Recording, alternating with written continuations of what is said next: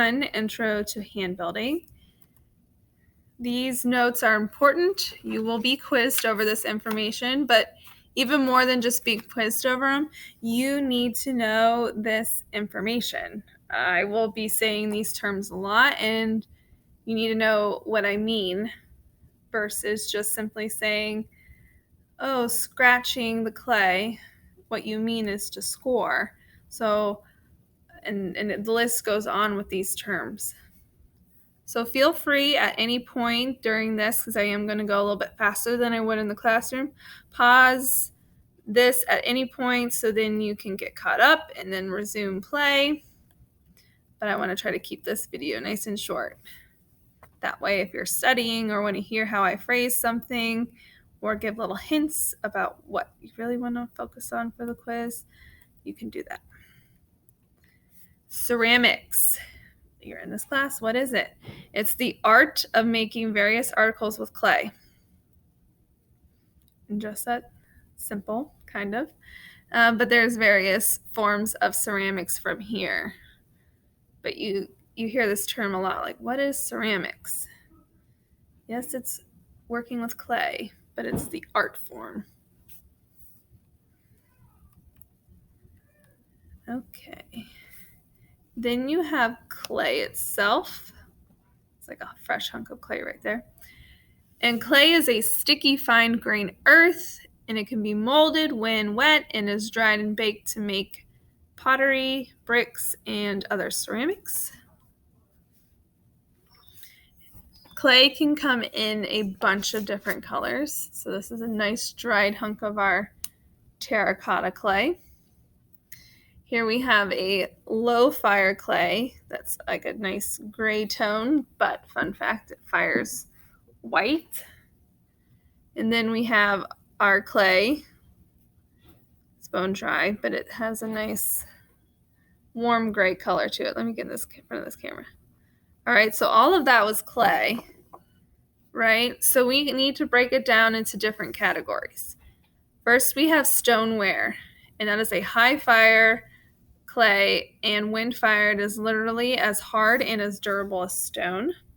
And that's what we use on a daily basis. All right, this is what it looks like fired. But what I want you to do is, like, the next time you are eating at you're using your plates at home for dinner or whatever you're eating, I want you to flip it over and see if it does say stoneware. Most of your chinaware, the china you have at home, mugs, plates, bowls, are going to be stoneware. I also want you to make note that this is what we normally use. On a day-to-day basis, we are using stoneware. Then we have what is called earthenware. It is a low-fire clay body, and it's that terracotta we use. What's important here is maybe not from your side as a student, but if you're interested in moving forward with this medium, is becoming familiar. These two pieces of clay, one is stoneware, one is earthenware. If I fire this earthenware, say it's already been fired once, it has glaze on it, to what I would fire this after it's been fired the first time and glazed, if I fired them in the same kiln at a high fire temperature, this would completely melt and be like almost like liquid glass. It cannot handle the high temps. So it's important that we know the difference and we don't mix them up, because we can make costly mistakes with our multi-$1,000 kilns. Then we have grog. Grog is a crushed high-fired clay material, and it's used in our clay body to help reduce shrinkage and give structure to the clay, especially in throwing and hand building. So why it's important in hand building is a lot of stuff you need to build up. You're working with slabs, you're trying to make and construct almost like a house-like structure. And if your clay was really soft and buttery, like some clay is, it's not going to be able to support that weight. It's going to be really hard to build up with it. It's possible, but it's really hard. So that grog inside the clay is important to help give it structure. And then it's also important from a shrinkage standpoint. So every time it gets fired, your clay shrinks. And you'd be surprised. It can shrink a couple inches, even with grog in it. So for me, as a thrower, as a potter, if I throw something that's 12 inches tall, and I'm really proud that I got something that's 12 inches tall, because that's not easy, I got to be mindful that it's not going to stay that height. But I'm wondering if you can kind of see if it will focus. Kind of not. Bummer. But in the clay that we use, if you're like smoothing it out, you can see and feel the grog. Basically, it looks like sand.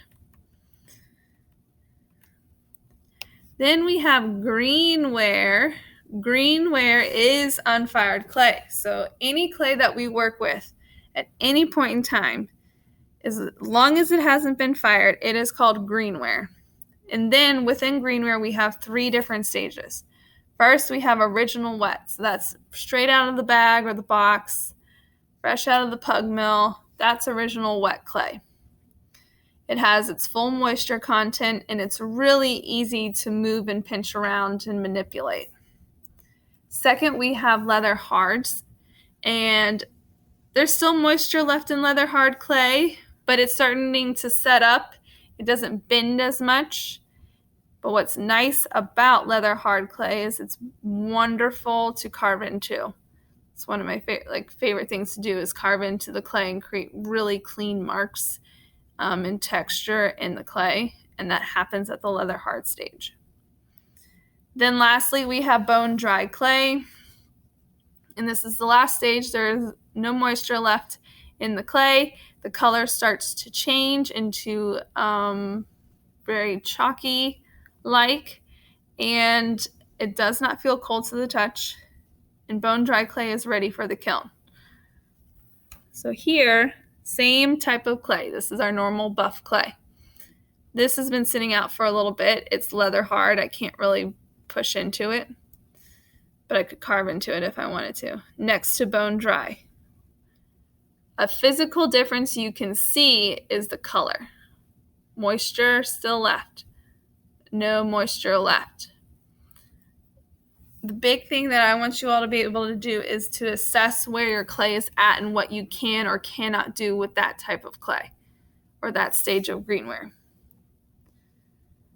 I could still score and slip this onto something and be okay. I cannot score and slip this onto something and think it's going to attach. Another thing too is, say this piece right here is left over. I don't have to throw this away. What I can do is put it with some water and revive it back into an original wet stage, similar to this stuff right now. I could let that dry out and get it back to an original wet stage. All of the ability to work with these 3 stages comes from plasticity, and that's the quality of moldable flexibility in damp clay. Most plastic is your original wet. Then you move into leather hard, then lastly bone dry. I cannot bend this at all. It's not happening. This clay has been sitting out for a while, so you could argue that it's leather hard. I can bend it, but eventually it's going to break. So it doesn't have as much give. So this is kind of entering the leather hard stage. Least plastic, most plastic. The stages of hand building, or the techniques of hand building, excuse me. Hand building is the process of using your hands to work with clay to build up. Slab, it's my favorite, is a pressed or rolled flat sheet of clay. Coil is a rope-shaped clay method, and then pinching is just manually pinching with your fingers to manipulate the clay into a certain shape. So if you're like sculpting a face what you're going to do is you're going to like use your thumbs to like build and create that eye socket. Then you're going to shift and kind of use your knuckles or your thumb again to kind of create the jaw or contour of the cheeks. Coil is a very popular one when it comes to creating vessels. There was a time before an electric pottery wheel.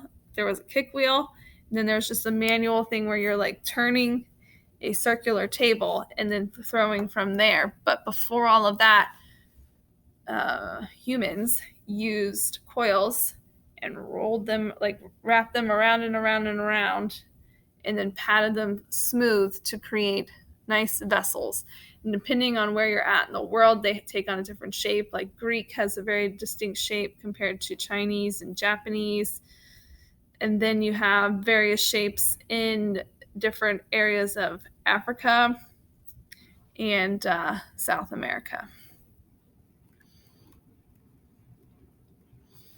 Keep sliding my face everywhere. Then you have score. Scoring is scratching into the clay to prepare the surface for attaching pieces together.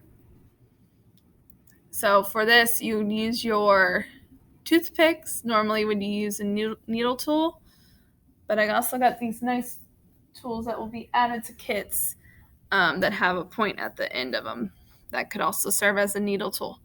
But what you want to do is you don't want to come here and attach pieces of clay together.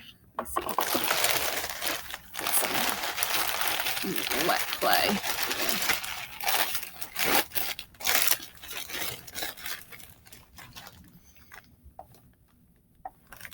So I have wet clay right here. I am going to roll them up into spheres. And I want to put them together because that's my design. Notice that they are sticking, but what's keeping them together is the moisture. As soon as this dries out, these are not going to stick. All right, it won't take very much to just kind of accidentally bump it and then they fall off your piece. So scoring is important. And then adding slip, which is basically the glue in ceramics, to those pieces. So here's a whole vat of slip. Just watered down clay. Bone dry clay with water in it makes the fastest slip. It actually takes in water faster than something that's leather hard or wet. But what you're doing when you're scoring is you're opening up that clay. Then you're going to put on some slip on one side. And when you apply pressure, that slip feeds into those grooves, locking in both sides, keeping them in place. And that bond is really strong. I could take a little sphere like this and put it on something larger. And if it's scored and slipped, I can pick it up from this little area and it would hold. That's how strong it is. And that's why scoring and slipping is important. You will give a little short answer on how you do that. Wedging is just the process of pressing down on clay to expel air bubbles. We do that a little bit more in ceramics too. Then we have two different machines. We've got a pug mill pugger and a machine that extracts air bubbles from the clay. I feed clay in through here. It gets pushed all the way down into this smaller hole and kind of creates logs. That's what we call it. It's like, oh, get a log of clay. And that's what I mean. It means the pugged clay. A slab roller is very important in a ceramic space if you're doing a lot of work because it's just so much faster. It is a mechanized or manually operated device for rolling out large uniform slabs of clay. Excuse me. We have a very similar model, if not the same model, in the classroom. But you would put your clay down and then turn the wheel and then roll it back, lift up the canvas, and out pops up a nice, even, uniform slab of clay.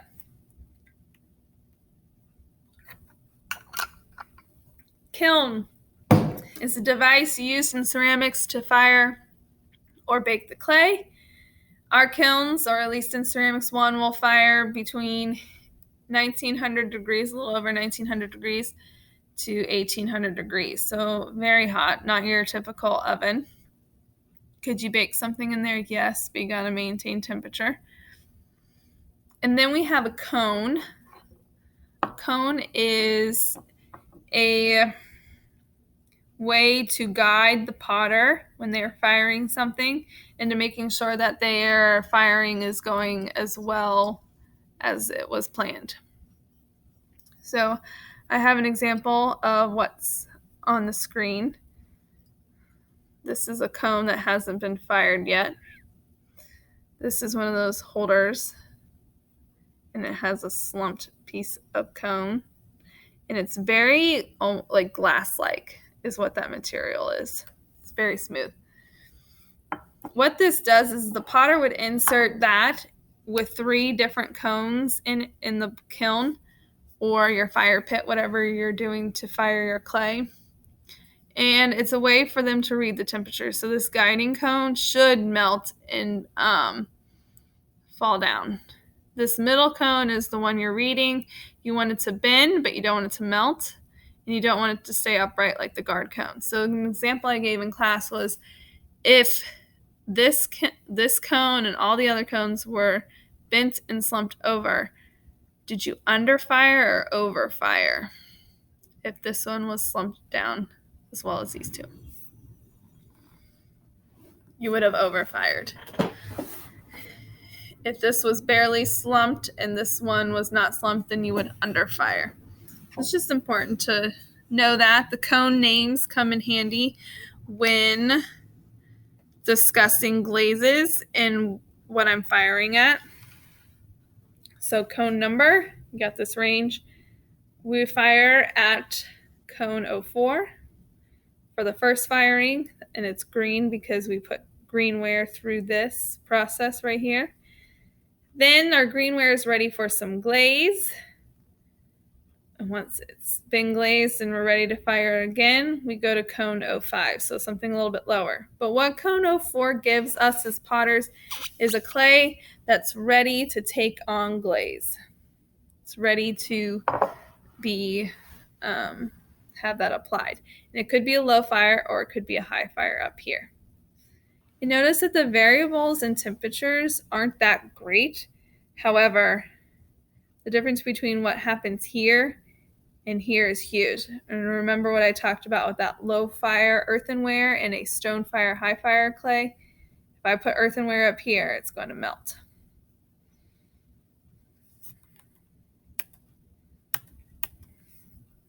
Keep just shifting my face over. Okay.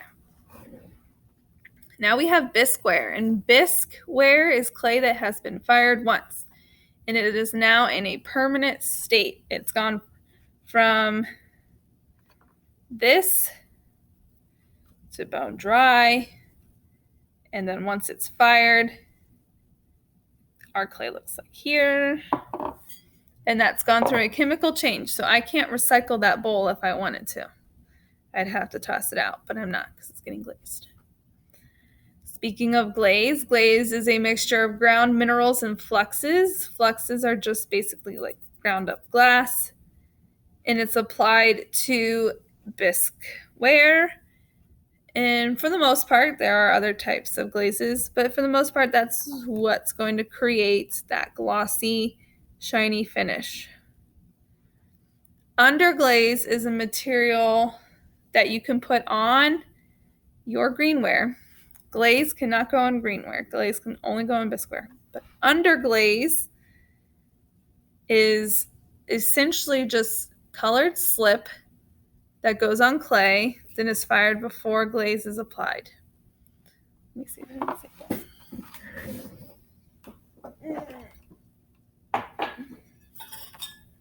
that. So here I have a piece of bisqueware, and you'll notice that there is some color on it. This was is underglaze, and it's already fired onto this piece, and I would just put clear glaze over top.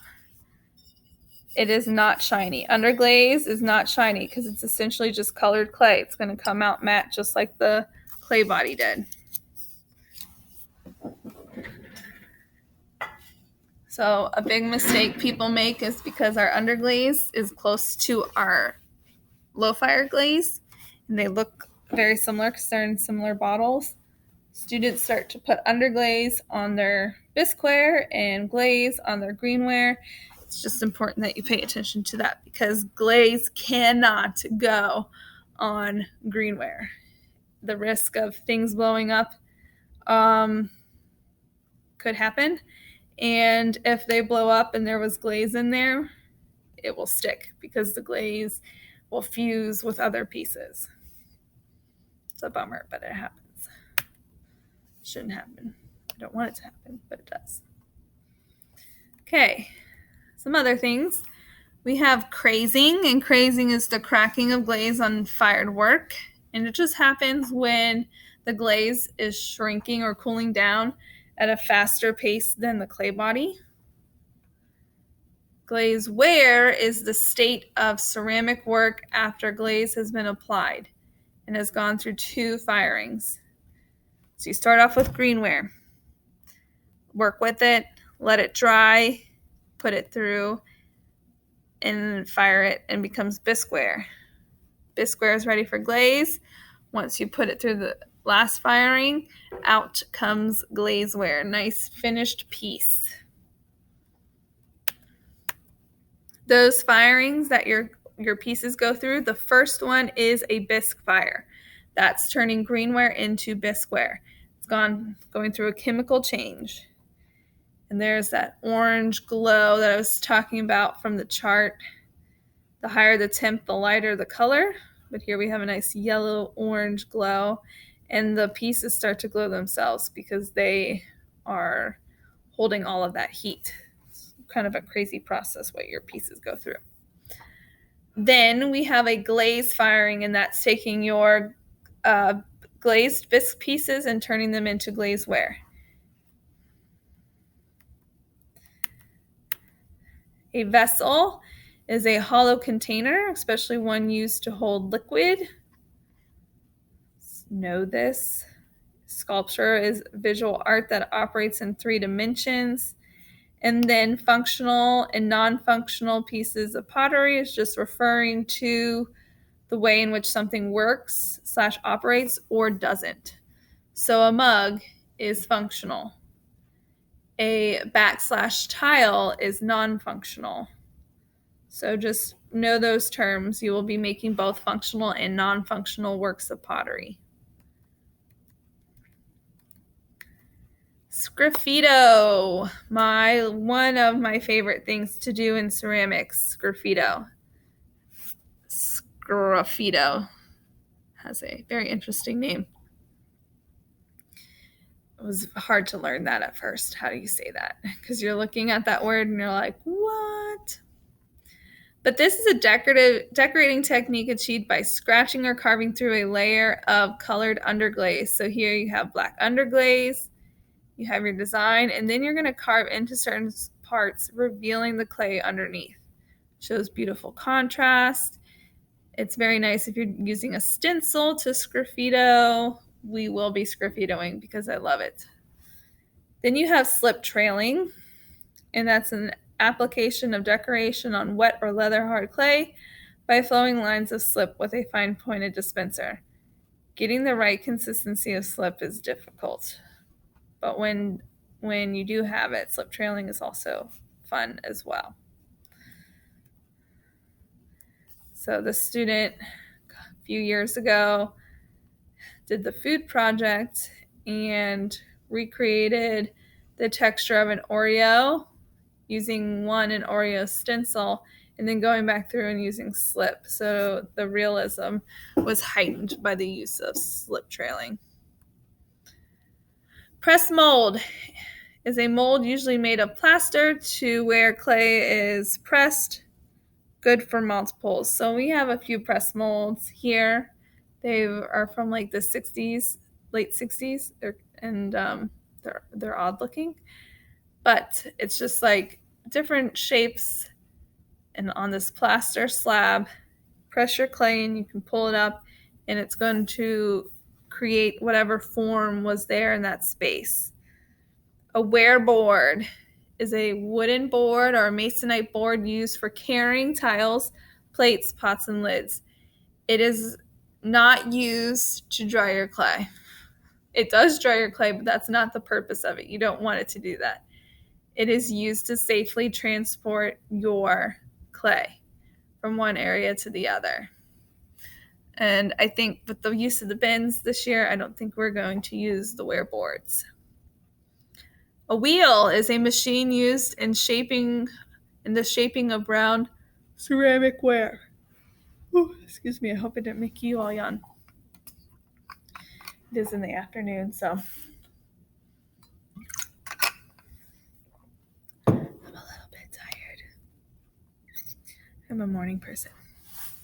Okay, back on track. Throwing is using a wheel to create pottery. So we have pottery wheels. They're located on our 159 side, and we throw in ceramics too. So when I say, well, we're throwing clay, it doesn't mean you're whipping clay across the room, chucking it like a baseball.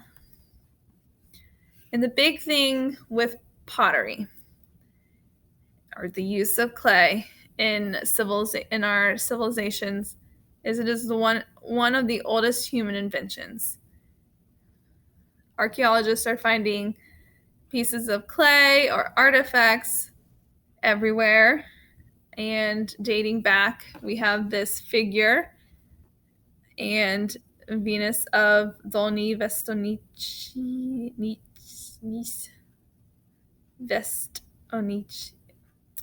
I have to look that back up. But it was discovered in the Czech Republic area, and it dates back to 29,000 to 25,000 BC. So I will add to this because there's some other pertinent information, like the use of ceramics within cooking and just some other fun facts. But this here is all the information that I want you to retain. I want you to, like, if I say go grab a wear board, know what a wear board is, and then I'll tell you where they're located, a vessel, all of that. All right, so I hope I was lively enough. I was yawning in that for you all to review. Some big things: know stoneware, know what grog is, definitely know the stages and what stage is good to carve into. Might have a question about plasticity, the difference of these three things, how to score and slip properly, and we'll review that the first day when we're working with clay. Slab roller and what it does. Kiln, spelled K-I-L-N. The bisque wear and the difference between these two things, if you're still watching. And I will say this in person. These two things do not do the same thing at all. They do not. This one, you can do decorative techniques. You can put on before clay is fired, so you can put it on greenware. This one you cannot. It might look the same once you put clear glaze over top of it, but they do not do the same thing. Glaze can only go on bisqueware. Underglaze can go on greenware and or bisqueware. Know the firings. There's the 5 things I want you to know. Greenware dries out. Put it through the fire. First firing is bisque fire. Then you can glaze your bisqueware. Put it through that second firing, a glaze firing, and then out pops your glaze wear. So those 5 things in that order. Definitely know a vessel. Scruffito, or know the decorative techniques. Throwing, I might ask you, like, throwing is a process in true or false, like throwing is a process in hand building, which is false.